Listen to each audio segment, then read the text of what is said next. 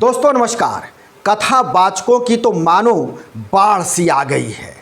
कथावाचक आए दिन आपको सुनाई देते हैं किसी भी टीवी चैनल पर या तो फिर बड़े बड़े पंडाल में कथा करते हुए, और ये खुद को ही कथा करते करते स्वयंभू बाबा भी घोषित कर देते हैं और लोग इनके चक्कर में पड़ जाते हैं। सीधी साधी जनता को ये बरगलाते हैं, तरह तरह के टोना और टोटका बताते हैं।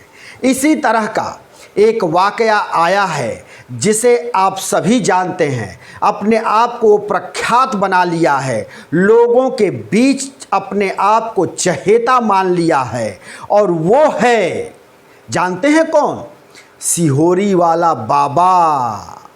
खुद को बाबा बना लिया है गृहस्थ आश्रम में, लेकिन खुद को बाबा घोषित कर लिया है। उसका नाम रघु भी है, जिसे प्रदीप मिश्रा के नाम से भी जाना जाता है। ये जहां भी कथा करता है करोड़ों रुपए का ये सौदा करता है, और ये बड़ी बड़ी पंडालों में कथा करता है। इसके साथ पूरे जो है सामान रहते हैं, म्यूज़िक के सभी संसाधन रहते हैं, तरह तरह की ये आडंबर रचता है, पंडालों में लीलाएं करता है, करवाता है और लोगों को भ्रमित करता है। ऐसे ऐसे टोटके बताता है जिसे आप आए दिन सुनते रहते होंगे या अपने आस पड़ोस में सुन रहे होंगे। कहता है कि हर चीज का निदान सिर्फ एक लोटा जल और एक बिल्व पत्र। इतना ही नहीं, इसके बारे में जो खुलासा आज हम करने जा रहे हैं उसे सुनना आपके लिए बहुत जरूरी है। इसने एक ऐसा कर्म किया है, ऐसा काम किया है कि ब्रज में घुसने पर इसके ऊपर वहां के साधु संतों ने रोक लगा दिया है। साधु संतों ने कहा है कि नाक रगड़कर माफी मांगो वरना व्रज में घुसने नहीं देंगे। जी, आप सही सुन रहे हैं।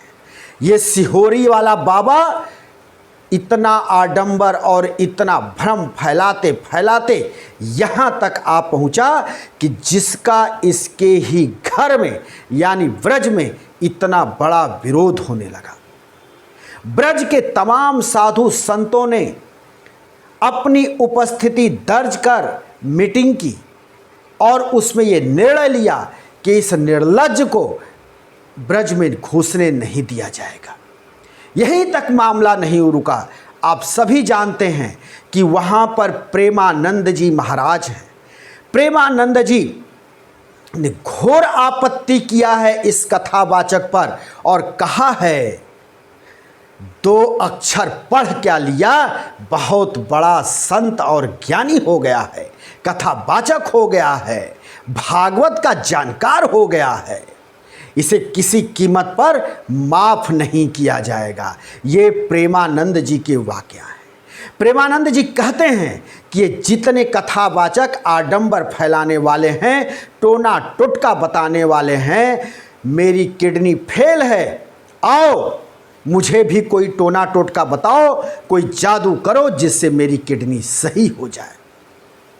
प्रेमानंद इसी तरह से ललकारते हैं, लेकिन क्या मजाल कि कोई इस तरह का बहुरूपिया उनके पास पहुंचे। लेकिन ये पक्का बहुरूपिया है और इसके बहुरूपिया का पूरा उदाहरण आपके सामने मैं लेकर के आ रहा हूं। जानते हैं ये मामला क्या है? क्यों ब्रज के लोग इतने गुस्से में हैं? क्यों ब्रज के साधु संत नाराज हैं? इसके पीछे का जो राज है वो ये है कि ये कथा बाँचते बाँचते अपने आप को सर्वोपरि मान लिया और इसने कहा कि भगवान कृष्ण राधा के पति नहीं थे। इसने कहा कि 16,000 से अधिक पटरानियां उनकी थीं, लेकिन राधा उनकी नहीं थी। इसी बात को लेकर के साधु संतों में उबाल है।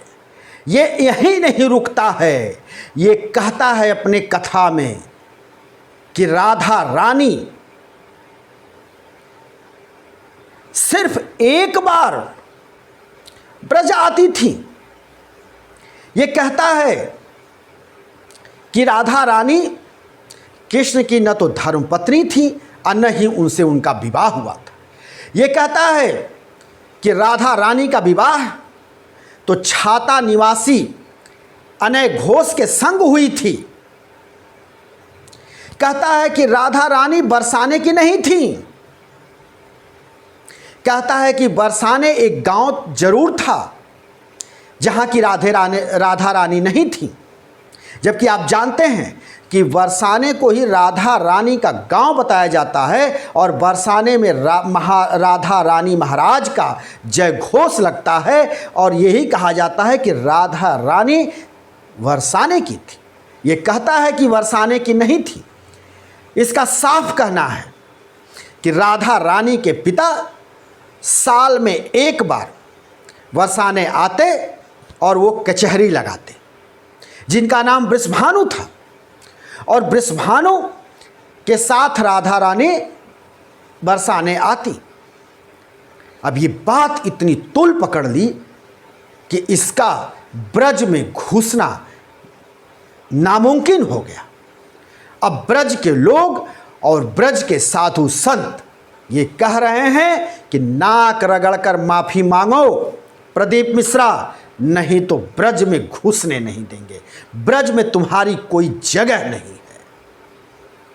इतना ही नहीं, उधर उज्जैन से जो बात आई है वो और कड़वी है। उज्जैन के महर्षि संदीपनी के वंशज पंडित रूपम व्यास ने तो यहाँ तक कह दिया कि इसको नाक रगड़कर माफ़ी मांगनी होगी, अन्यथा ब्रज में क्या उज्जैन में भी घुसने नहीं देंगे, उज्जैन में कहीं भी इसकी कथा नहीं होने देंगे। यानी आप समझ जाइए कि किस तरह से साधु संत महात्मा एक तरफ एकजुट हैं इसके पाखंड पर, इसके झूठ पर, और ये पाखंडी अपने आप को बहुत बड़ा कथावाचक बताता है। इतना ही नहीं, तमाम उपायों का ये टोना टोटका बताता है। कहता है कि आपके पास धन नहीं है, आप परेशान हैं तो कुछ करने की ज़रूरत नहीं है। आप 31 दाना मूंग का ले लो, 31 दाना चावल ले लो और 31 बेलपत्र ले लो और ले जाकर के महादेव के देहरी पर रख दो। ये नहीं कहता कि मंदिर में रखो, डेहरी पर रख दो। इसी तरह का अनाप शनाप लोगों को टोना टोटका ये बताता रहता है। टीवी पे आता है, प्रवचन करता है। ये तो अब यहाँ तक कहता है कि किसी जो है ब्राह्मण को घर बुलाकर पूजा पाठ या रुद्राभिषेक कराने की ज़रूरत नहीं है। जिस वक्त हमारे पंडाल में रुद्राभिषेक चल रहा हो उसी समय अपने घर में रुद्राभिषेक कर लो, वो उसी का फल मिल जाएगा। ये पता नहीं है कौन सा कथावाचक है। खैर यही नहीं है, इसी तरह से तमाम रंगा सियार कथावाचक बनकर बैठे हैं। सुबह सुबह त्रिपुंड लगाकर, भीड़ लगाकर, मेला जुटाकर बड़े बड़े पंडालों में कथा करते हैं और कुछ टीवी चैनल इनकी कथाओं का लाइव प्रसारण करते हैं, जिससे सभी को कमाई होती है।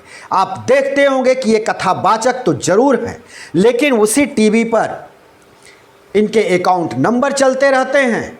गौ सेवा के नाम पर, भक्त सेवा के नाम पर, प्रसादालय के नाम पर, भंडारे के नाम पर ये पैसे की वसूली करते हैं ऑनलाइन।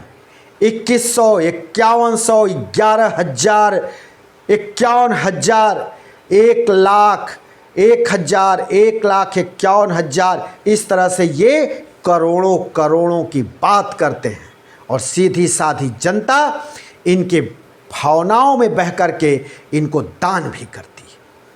तो इस सिहोरी वाले बाबा का ये जो पर्दाफाश हमने आपके सामने किया, आप इसके बहकावे में ना आए। अपने घर की सीधी साधी महिलाओं को भी इसके बहकावे में ना आने दें। ये ढोंगी है, पाखंडी है और कुछ नहीं है। जिस तरह से जिस ब्रज में इसने जन्म लिया, उसी ब्रज में भगवान कृष्ण और राधे के संबंध को इसने कलंकित किया है और इसने गलत तरीके से पेश किया। यह कहना कि राधे रानी भगवान कृष्ण की राधिका नहीं थी, राधे रानी का तो कोई और पति था, इस तरह का ये पातकी कर्म किया है। हम फिर किसी दूसरे वीडियो को लेकर हाजिर होंगे। तब तक के लिए शिवमूर्ति दुबे को दीजिए इजाजत।